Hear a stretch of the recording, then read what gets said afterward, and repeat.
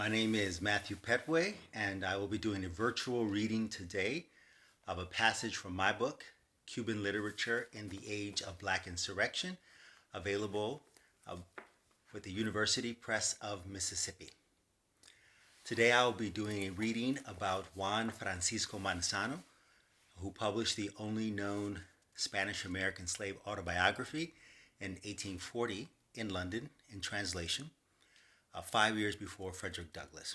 The passage today that I will read explores Manzano's relationship to African ideas of spirit and cosmos that have been transculturated with Catholicism. Fleeing on foot from Matanzas to Havana exposed Manzano to grave dangers, possible disorientation from hunger or thirst, or even being taken into custody by slave hunting parties. Manzano entrusted the Orishas with his passage from slavery to freedom. As a final paragraph of his autobiography indicates, Manzano described it thus, quote, "Me puse de rodillas, me encomendé a los santos de mi devoción, me puse el sombrero y monté cuando iba a andar para retirarme de la casa." Fin de cita. I knelt down and I commended myself to the saints of my devotion.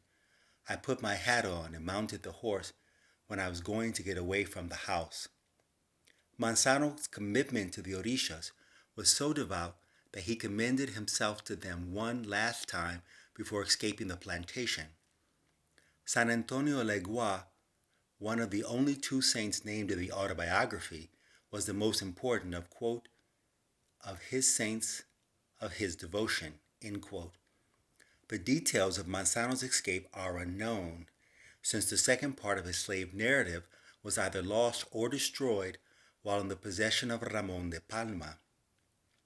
Whatever the particulars of his escape, running away meant the very real possibility of death, since a Legua is a near-omniscient warrior spirit who possesses knowledge of Creator, of other Orishas in Egun, Yoruba for spirits of the dead.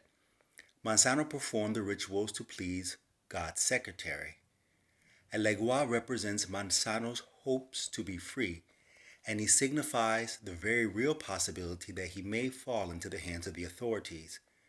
Just as a Legua's Janus-faced ritual objects gaze in diverging directions, the Orisha may look upon Manzano with generosity and transmit his prayers to the supreme deity.